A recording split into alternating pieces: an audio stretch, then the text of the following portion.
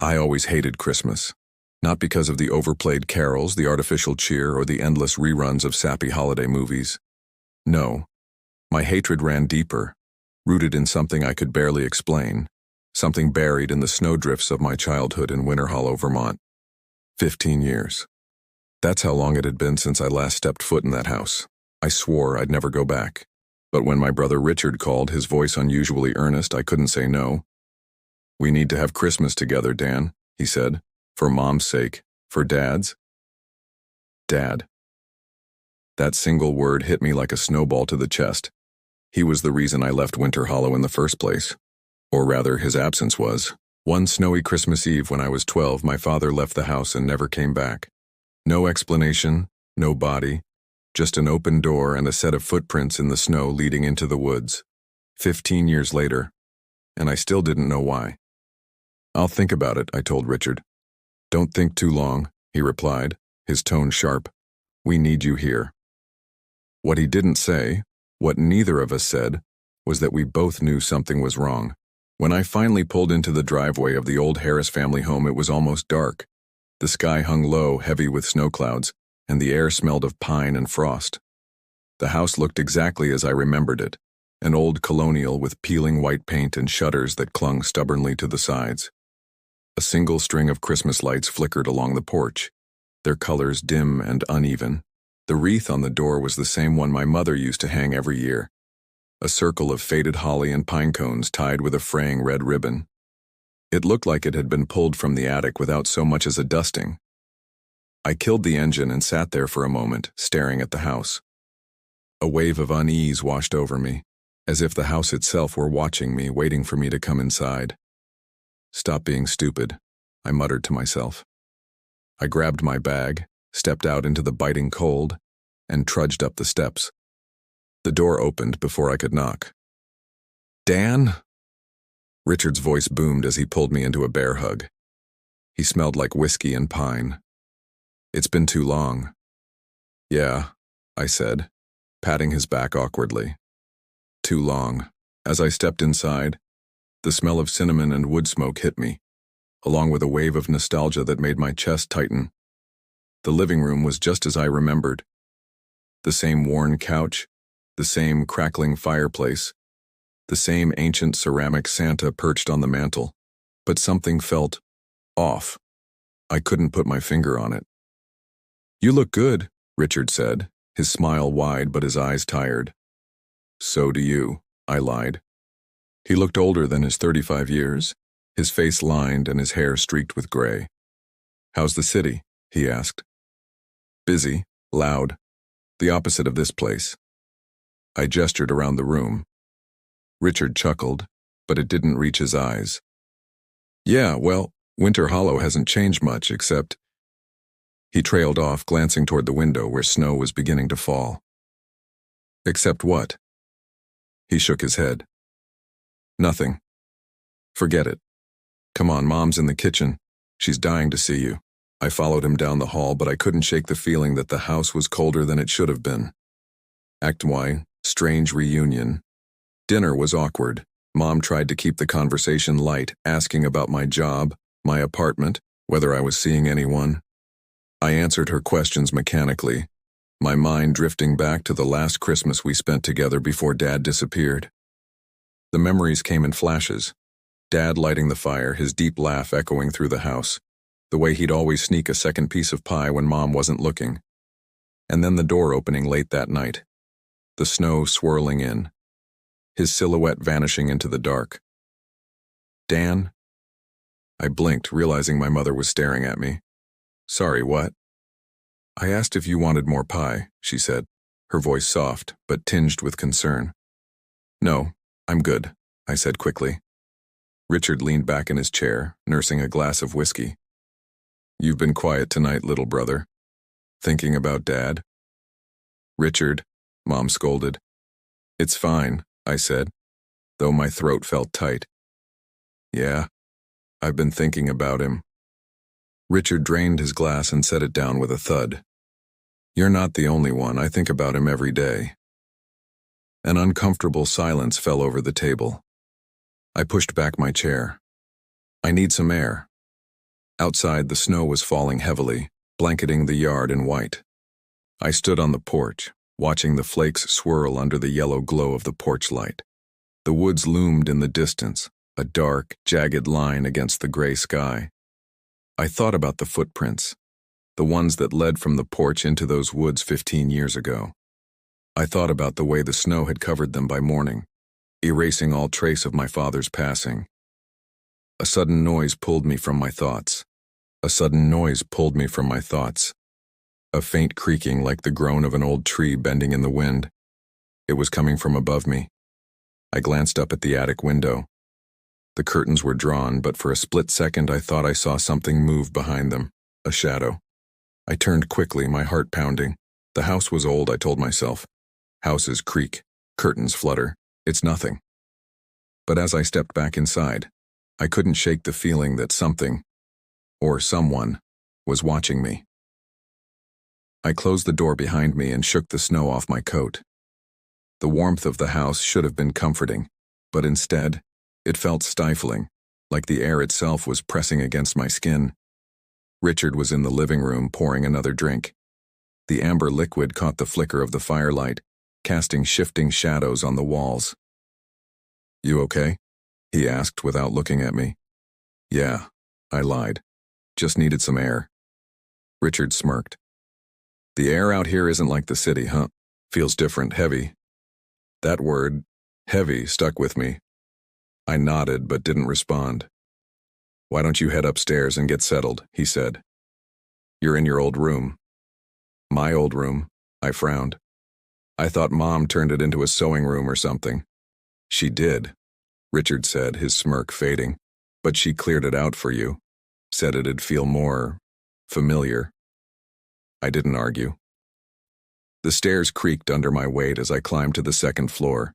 The hallway was dimly lit, the light bulb overhead buzzing faintly. My old room was at the end of the hall, the door slightly ajar. Pushing it open, I was hit by a wave of memories. The walls were still painted the same pale blue. The twin bed was in the same spot, tucked under the window, and the old wooden desk sat in the corner, its surface scarred with the marks of my childhood boredom. But there were changes too. The room smelled musty, like it hadn't been aired out in years. The window was frosted over and the once soft carpet felt stiff under my feet. On the bed was a folded quilt I didn't recognize, deep green, with intricate patterns stitched into it. I set my bag down and sat on the edge of the bed. The mattress sagged under my weight, the springs groaning. My reflection stared back at me from the small mirror on the wall, and for a moment, I didn't recognize the tired man looking back. That's when I heard it again. The creaking. It wasn't coming from the hallway this time. It was directly above me. The attic. I told myself not to look. It was probably just the wind, or the old house settling. But the noise continued. Soft, deliberate, rhythmic. It wasn't random, like wind or creaking wood. It was footsteps. I stood slowly, my heart pounding in my chest. The sound stopped. For a long moment I stood there, listening to the silence. Then I shook my head and sat back down. Old houses make noise, I muttered to myself. But when I glanced at the mirror again, something was wrong. There was something behind me. I froze. It was faint, almost imperceptible, but in the corner of the mirror, just past my shoulder, I saw a shadow. It didn't move, didn't shift, just stood there, watching. I spun around, but the room was empty. The air was colder now, biting at my skin. I turned back to the mirror, but the shadow was gone. My reflection looked pale, my eyes wide and bloodshot. "Get a grip, Dan," I whispered. But I didn't sleep that night. The next morning I stumbled downstairs to find Richard sitting at the kitchen table, nursing a cup of coffee. He looked up as I entered, his expression unreadable. "You look like hell," he said. "Thanks," I muttered, pouring myself a cup of coffee. "Did you hear anything last night?" I asked after a moment. Richard's hand froze halfway to his mouth. "Like what?" "Footsteps. In the attic." He set his cup down slowly. "The attic?" "Yeah," I said, watching him carefully. It sounded like someone was walking around up there. Richard stared at me for a long moment before shaking his head. This house is old, Dan. It creaks. You know that. I wanted to believe him, but the look in his eyes told me he didn't believe it himself. Later that day, while Mom was busy baking cookies in the kitchen, I found myself standing at the base of the attic stairs. The door was closed, the old brass knob tarnished and cold to the touch. I hesitated, my hand hovering over the knob. My mind raced with memories of my father's warnings. Never go into the attic at night, he'd said once, and never open the door after sundown. I didn't understand the warnings then, and I still didn't understand them now. But standing there, with the faint smell of dust and something else, something sharp and metallic wafting from under the door, I couldn't bring myself to turn the knob. Instead, I stepped back and walked away. That night, the footsteps returned. They were louder this time, more distinct. The rhythmic creaking above my head felt like a deliberate taunt, as if someone, or something, wanted me to know it was there. I tried to ignore it, burying my head under the quilt, but the sound only grew louder. And then, just as suddenly as it started, it stopped. The silence was deafening. And then came the whisper. At first I thought it was the wind, but it wasn't. It was a voice, soft, distant, barely audible. Daniel! My blood turned to ice. I sat up in bed, my breath coming in short, shallow gasps. The room was freezing now, my breath visible in the dim light. Daniel! The voice was closer now, coming from outside the window. I forced myself to look. The snow was falling heavily, the yard barely visible through the swirling white. But there, just beyond the porch light, I saw it. A figure, tall and gaunt, standing motionless in the snow. Its face was obscured by the storm, but its outline was unmistakable. It was watching me. The whispering snow. I couldn't look away. The figure stood still, as though carved from the storm itself. Its body seemed unnaturally thin, and its arms hung too long at its sides, brushing against the snowdrifts. Though I couldn't see its face, I felt its gaze, cold and piercing, slicing through the darkness like a knife. For a moment I thought about waking Richard, but something stopped me. What would I even say? The figure didn't move. It just stood there, motionless as the storm swirled around it. And then, as if it sensed my thoughts, it lifted one long, crooked arm and pointed at me. My breath hitched. The sound of the wind grew louder, almost deafening. The window rattled in its frame, and I was certain it was going to shatter. I scrambled backward, my heart hammering in my chest. And then, it was gone. One blink, and the figure had vanished, leaving only an empty expanse of snow. The next morning, I found Richard in the kitchen, staring out the window. He held a cup of coffee in one hand, but it didn't look like he'd taken a sip. "Did you hear the wind last night?" I asked, my voice shaky. Richard didn't answer. "Richard?" He turned slowly, his face pale. "There were footprints in the snow this morning," he said, his voice low. "Leading up to the house." My stomach dropped. I moved to the window, peering out at the yard. The snow was fresh and untouched now, but I could feel the tension in the air. "Probably just an animal," I said, though I didn't believe it. "An animal doesn't leave footprints shaped like boots," Richard replied. Neither of us said anything for a long moment. Finally, Richard set his coffee down and walked out of the room. I spent most of the day trying to keep busy, but my thoughts kept drifting back to the figure. Had I imagined it? Was it just a trick of the snow, the shadows? Around noon, I decided to go outside and check the yard for myself. The storm had stopped, leaving a thick, powdery blanket of snow behind. The cold bit at my face as I stepped off the porch, my boots crunching loudly with every step. The yard was empty. No footprints, no sign of anything unusual. But the silence was unnerving. It wasn't just quiet. It was dead. I glanced toward the woods at the edge of the property. They were dark and still, the trees standing like sentinels against the pale sky. That's when I noticed something. There, at the tree line, hung a single red ornament. It swung gently in the breeze, catching the faint light of the winter sun. I walked closer, my heart pounding. The ornament looked old, its paint chipped and faded, its surface scratched. As I reached out to touch it, a sudden gust of wind whipped through the trees and I froze. There was something carved into the ornament's surface. A name. Daniel. I stumbled back, dropping the ornament into the snow. My name. How the hell? I turned and walked quickly back to the house, my mind racing. My hands were shaking as I closed the door behind me and leaned against it, trying to steady my breathing. Everything okay? Richard's voice startled me. I turned to see him standing in the hallway, watching me with a concerned expression. Yeah, I said, forcing a smile. Just cold out there. But Richard wasn't convinced. You look like you've seen a ghost. I'm fine, I insisted. He nodded slowly, but his eyes lingered on me for a moment too long before he walked away. That night I couldn't sleep. Every creak of the house, every gust of wind outside felt like a threat. I lay awake, staring at the ceiling, trying to push the image of the figure out of my mind. Sometime after midnight, the footsteps started again. This time they were louder, heavier. I sat up, my body tense. The sound was unmistakable. Someone walking back and forth above me, pacing slowly across the attic floor. Richard, I whispered, but there was no answer. I climbed out of bed and crept into the hallway. The house was dark, the faint glow of the Christmas lights downstairs casting long shadows on the walls.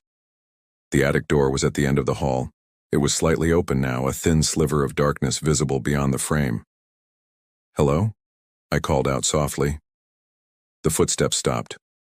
I held my breath, waiting, but the silence dragged on. Slowly I stepped closer, my heart hammering against my ribs. The air grew colder with every step, and by the time I reached the door I could see my breath clouding in front of me. Is someone up there? No answer. I reached out and pushed the door open. The attic stairs stretched up into the darkness. A faint, musty smell wafted down, mixed with something else, something metallic. Richard, I called again, my voice trembling. I climbed the first step, then the second. The wood groaned under my weight, and the sound echoed unnaturally, like the house itself was alive. At the top of the stairs I hesitated. The attic was freezing, my breath puffing out in front of me in quick, shallow bursts. The only light came from a single bulb hanging from the ceiling, its glow dim and sickly. And then I saw it. In the far corner of the attic, half hidden by the shadows, was the ornament. The same one I'd found in the woods. The tension continues to build as Daniel inches closer to the heart of the mystery. Shall I continue into the final acts, where the snowman's true nature is revealed, and the brothers face their terrifying legacy? The haunting revelations.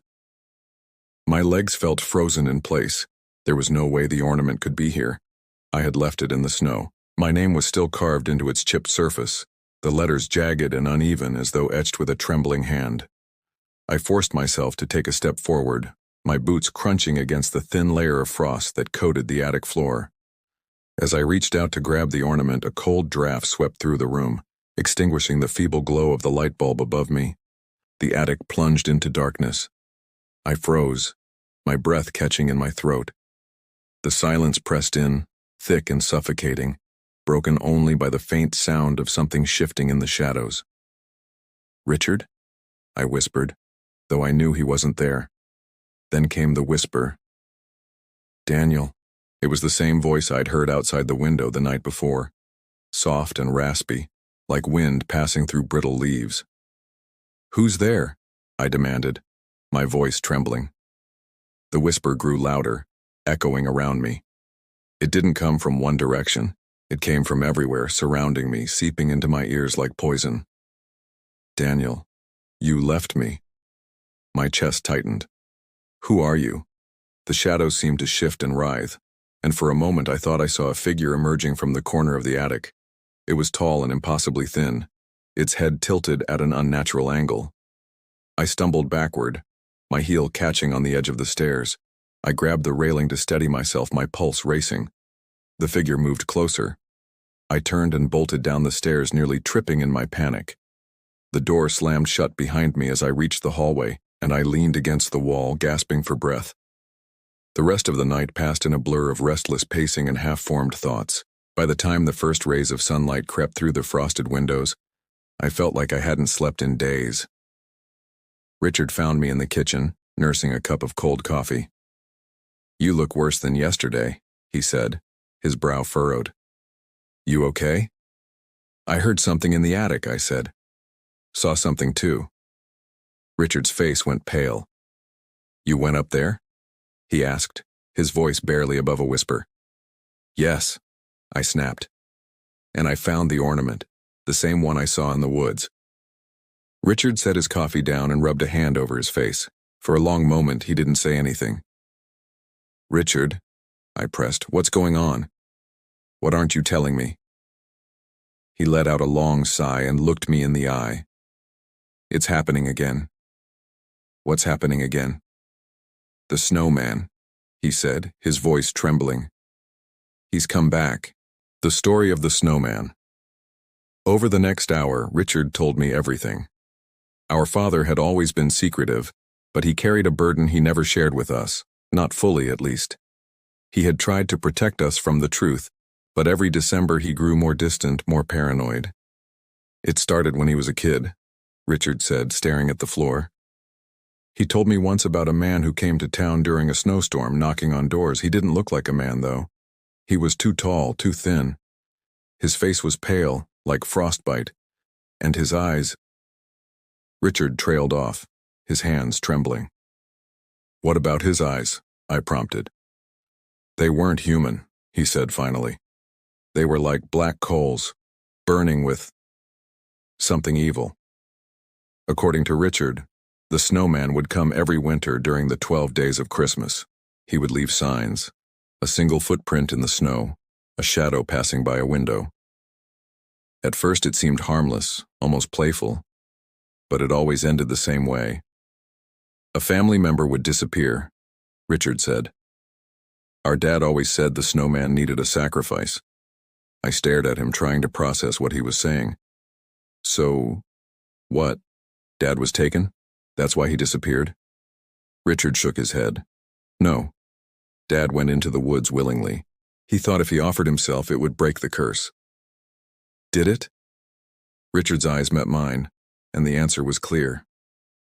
The snowstorm returned that night, howling around the house with a fury that rattled the windows. I couldn't sleep. Every noise, every gust of wind made my skin crawl. Around midnight, the whispers returned. "Daniel." I sat bolt upright, my heart pounding. The voice was louder now, more insistent. "Come outside, Daniel." The sound of footsteps crunched through the snow outside the window. I glanced out and my blood ran cold. The figure was back. It stood at the edge of the yard, half shrouded by the storm. Its long, crooked arm lifted and it pointed toward the woods. "Daniel," the voice hissed again. "It's time." I shook Richard awake. "He's here," I said. Richard sat up, his eyes wide. "What do you mean?" "The snowman. He's outside." Richard paled but nodded. "Then we end this. Tonight." He grabbed an old hunting rifle from the closet and together we stepped out into the storm. The wind stung my face as we trudged through the snow, following the faint tracks left by the snowman. They led us into the woods where the trees loomed like skeletal sentinels, their branches clawing at the sky. The deeper we went, the colder it grew. It didn't feel natural. This was a bone-deep cold, the kind that made my limbs ache and my lungs burn with every breath. And then we saw it. In a clearing ahead, a faint glow illuminated the snow. An old crumbling stone altar stood at the center, covered in frost and icicles. The snowman was waiting for us. It stood tall and terrible, its body a grotesque amalgamation of ice and shadow. Its head tilted unnaturally as it turned to face us, and its black, coal-like eyes burned with a malevolent light. "Stay back," Richard warned, raising the rifle. The snowman didn't move. It simply watched us, its twisted mouth curling into what might have been a smile. "You owe me," It hissed, its voice echoing like wind through the trees. "What do you want?" I demanded, my voice shaking. The snowman raised one long arm and pointed at me. "A life for a life. The debt must be paid." Richard raised the rifle and fired, the shot ringing out through the trees. The bullet struck the snowman, but it didn't flinch. Instead, it seemed to grow larger, its shadow stretching across the snow. "You cannot fight me," it said, its voice dripping with malice. The snowman lunged forward and chaos erupted. Richard shoved me out of the way, firing again and again, but the creature was relentless. It swatted the rifle aside with ease, sending Richard sprawling into the snow. Desperate, I grabbed a broken branch from the ground and swung it at the snowman. The branch shattered against its icy body, and a bone-chilling laugh echoed through the clearing. "You cannot escape," it hissed. "One of you must stay." Richard climbed to his feet, blood dripping from a gash on his forehead. "Take me," he said, his voice trembling. "No," I shouted, grabbing his arm, but it was too late. The snowman surged forward, engulfing Richard in its icy grasp. His screams were muffled as the creature dragged him toward the altar. "Run!" Richard choked out. "Go!" I stumbled back, my vision blurred by tears and snow. The last thing I saw was the snowman's burning eyes as it disappeared into the storm, taking my brother with it. I don't remember how I made it back to the house. The next morning, I woke on the porch, half buried in snow, the storm finally over. Richard was gone. I never told my mom what happened. I packed my things and left Winter Hollow that same day, vowing never to return. But every year, on Christmas Eve, I hear it. The faint crunch of footsteps in the snow, the soft whisper of my name. And I know the snowman is still waiting.